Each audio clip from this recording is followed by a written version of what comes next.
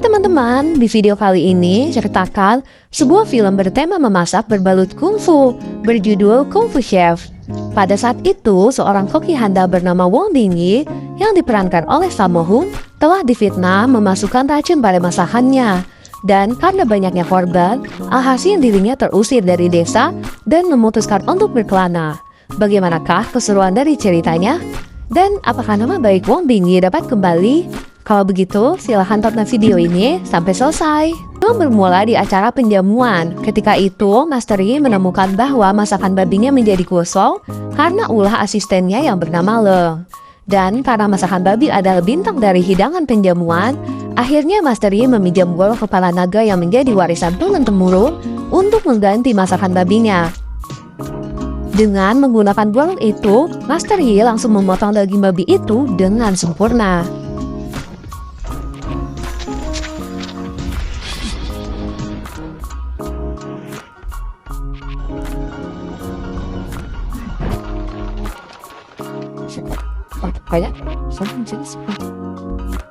Kemudian melanjutkan memasak dengan bantuan dari asistennya. Namun tidak lama kemudian semua pengunjung yang memakan masakan babi itu menjadi sakit. Ternyata yang tadi diberikan oleh Leng bukanlah garam, melainkan obat yang menyebabkan orang yang memakan masakannya menjadi sakit perut. Master Yi yang marah langsung mengejar Leng dan menghajarnya.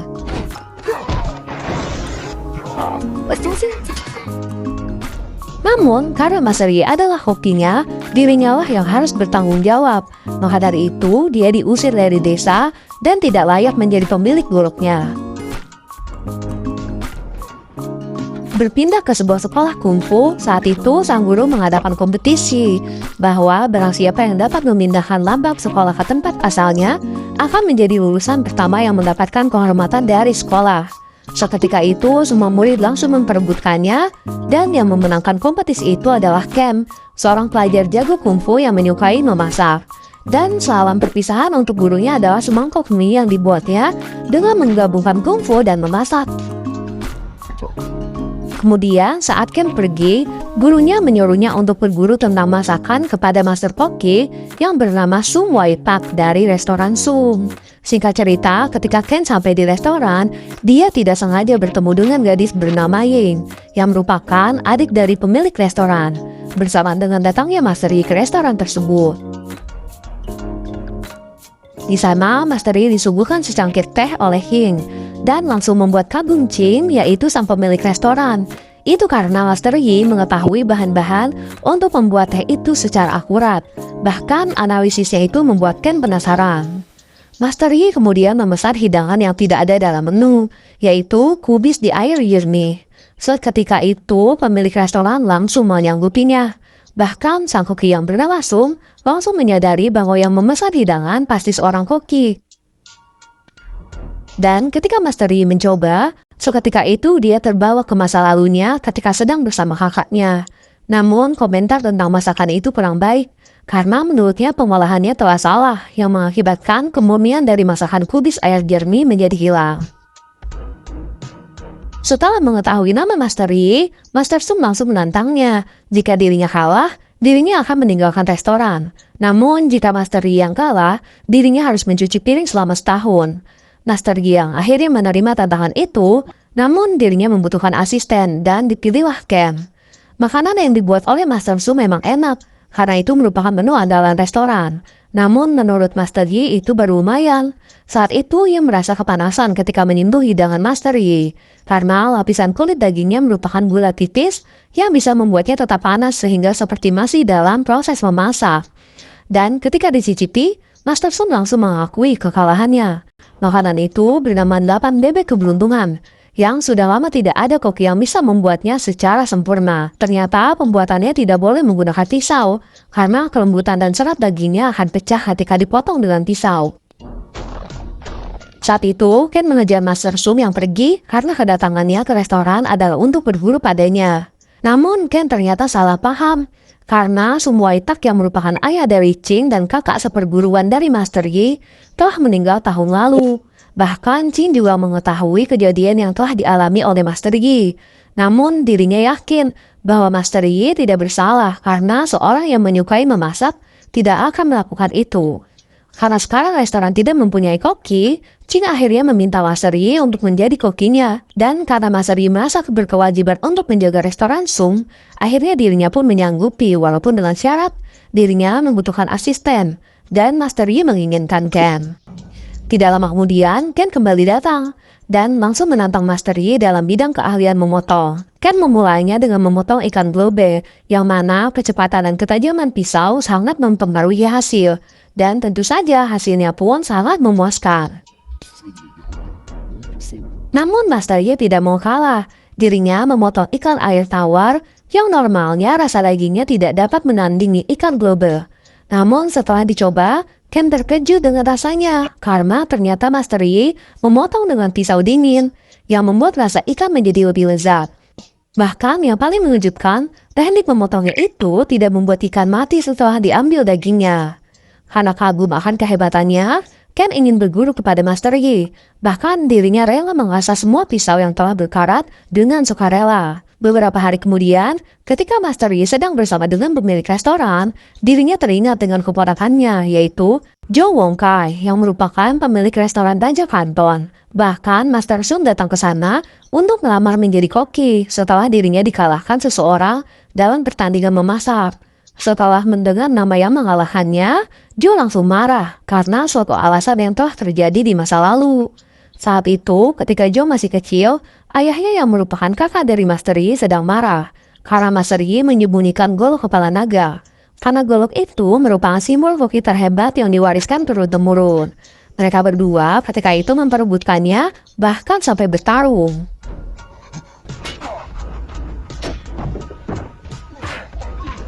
Namun ketika Master Yi akan tertimpa cowet besar, sang kakak menyelamatkannya hingga dirinya yang justru terluka. Karena luka itulah ayah Jo kehilangan karir memasaknya dan memilih untuk pergi dari desa. Bahkan faktanya kakak dari Master Yi merupakan koki terhebat yang memenangkan kejuaraan dunia chef selama 2 kali berturut-turut. Master Yi kemudian mengajari Ken dimulai dengan pelajaran memotong. Itu karena seorang koki harus mempunyai kelebihan lain selain memasak, seperti memotong, memikul, menumbuk, dan yang lainnya. Bahkan Ken mendapatkan pelajaran baru ketika memasak sebuah telur, karena di balik hidangan paling sederhana, ternyata menyimpan kesulitan lain dalam membuatnya.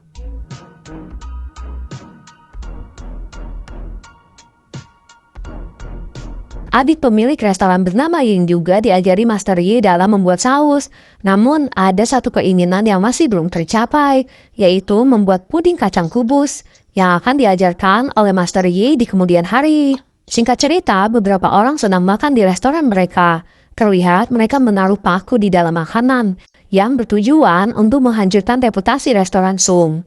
Ternyata mereka semua adalah orang suruhan dari Jo yang berniat membalas dendam kepada Master Yi. Selanjutnya, ketika Ken dan Ying sedang berbelanja, mereka melihat orang-orang yang memfitnah restorannya dan langsung menyerang mereka, hingga pusat perbelanjaan itu berantakan dibuatnya. Dan ketika mereka berdua sembunyi dari kejaran, Ken tidak sengaja melihat berita tentang kompetisi memasak yang diadakan setiap 4 tahun sekali untuk menentukan siapa koki terbaik di Cina. Berpikir bahwa itu bisa memperbaiki reputasi restoran, Ken akhirnya meminta Master Yi untuk mengikutinya. Saat itu, Master Yi menolak dan justru menyuruh agar Ken lah yang mengikuti kompetisi itu, dan berharap agar Ken bisa berjuang demi restoran, sambil memberikan suatu kotak kepada Ken. Singkat cerita, kompetisi pun akhirnya dimulai, sementara Master Yi kembali ke desa untuk menyelesaikan masalahnya. Bahkan juara kompetisi sebelumnya pun ikut berpartisipasi, yaitu Master Tin, seorang master koki dari restoran Daja Kanton, berikut dengan asistennya yaitu Master Sung. Mengetahui hal itu, Ken tetap percaya diri dan yakin jika dia bisa memenangkannya. Dan babak pertama ini dimulai dengan tantangan memotong, yang hanya akan mengambil 2 tim untuk masuk ke final. Saat itu, Ken akan membuat hidangan bernama 4 unggas keberuntungan, yang bahannya diisi dengan 4 macam unggas. Sedangkan tim lain memasak ikan dan kerang, serta Master Tim yang membuat hidangan kepala kerbau. Para juri menilai masakan semua peserta dari rasa, bahan, dan proses memasak. Oleh sebab itu, tim yang berhasil masuk ke babak final adalah perwakilan dari restoran Sung dan juga restoran Raja Kanton. Setelah Jo mendengar siapa pesaingnya di final nanti, dia dan anak buahnya langsung menyerang restoran. yang diakhiri dengan tertangkapnya Ken dan Ying yang kemudian disekap di dalam lemari pendingin.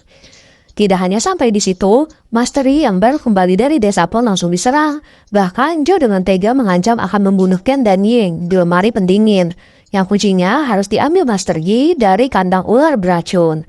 Namun ketika Master Yi akan mengambil kuncinya, dia dihentikan oleh Long, orang yang dulu memfitnahnya atas suruhan dari Joe. Dia mengatakan kepada Master Yi bahwa kunci itu palsu dan yang asli ada padanya. Kemudian meminta maaf dan langsung membebaskan para sandera agar bisa melanjutkan kompetisi. Kembali ke kompetisi, tantangan di final kali ini adalah menghidangkan sup yang mempunyai tema kemurnian. Itu adalah hidangan tanpa bumbu yang menonjolkan skill memasak, agar orang-orang dapat menikmati kemurnian masakannya. Di sisi lain, Joe kembali mendatangi Master Yi dengan membawa golok kepala naga yang kini telah berkarat. Sebelum menentukan masakannya, Ken mengingat perkataan Master Yi tentang hidangan kubis yang dianggap sebagai makanan terbaik. Oleh sebab itu, Ken mencoba membuat hidangan bernama kubis di air jernih dan langsung mempersiapkan bahan-bahannya. Teknik yang ia pelajari dari Master Yi diaplikasikannya dengan sangat baik, dari menyaring lemak daging sampai mengambil jantung kubis, kemudian menusuknya dengan jarum agar kubis bisa menyerap sup dengan sempurna. Master Tin juga tidak kalah hebat dengan mengolah hidangannya, bahkan dia memakai cara sempurna untuk memanaskan masakannya.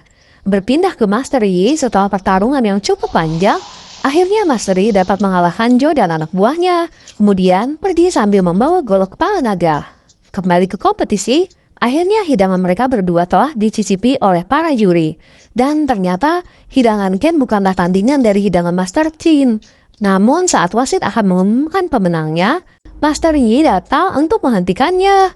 Kemudian memberikan golok itu kepada Ken untuk memotong hidangan yang ada di dalam kotak yang dibawa oleh Ken, yaitu kacang kubis.